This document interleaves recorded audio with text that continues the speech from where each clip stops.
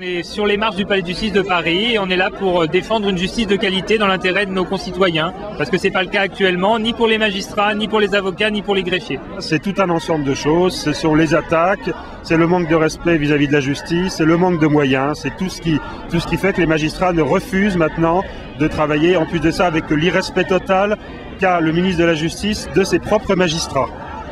C'est dur d'être juge aujourd'hui. Hein. Oui, c'est tout à fait difficile d'être juge aujourd'hui quand on est méprisé par son garde des Sceaux. Un jour, nous sommes coupables de laxisme et le lendemain, nous sommes coupables d'être trop répressifs.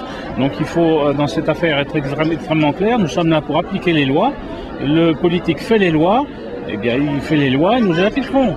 Ceux qui nous disent quand il faut mettre en prison, qui nous disent quand il faut relâcher. Les juges appliquent la loi et rien d'autre. Et que les juges ne votent pas les lois. Donc il faut voir le Parlement. Si on est là, c'est pour que la justice ait des moyens et pour qu'on puisse respecter la démocratie. Parce que si M. Sarkozy parle à notre place, est-ce que M. Sarkozy parle objectivement? On vous demande de mettre plus de gens en prison, en gros, c'est ce qu'il dit, Sarko. Pas nécessairement. Il veut peut-être, il pense peut-être qu'on résoudra un certain nombre de problèmes comme ça, mais ce sera certainement pas le cas. Oh, je ne réponds pas aux attaques de gens qui servent de l'argent des contribuables pour faire campagne.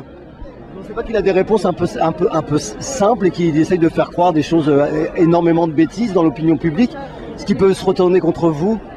Il y a depuis longtemps des gens qui savent dire à ceux qui les écoutent ce qu'ils ont envie d'entendre. C'est pas nouveau sous le soleil.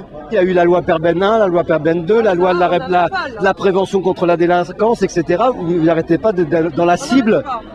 On n'arrête pas, et quand on dit qu'on est sclérosé, vu tout ce que nous avalons, nous faisons au contraire preuve de capacité d'adaptation que je trouve assez bonne. Moi aussi, je trouve que vous avalez bien.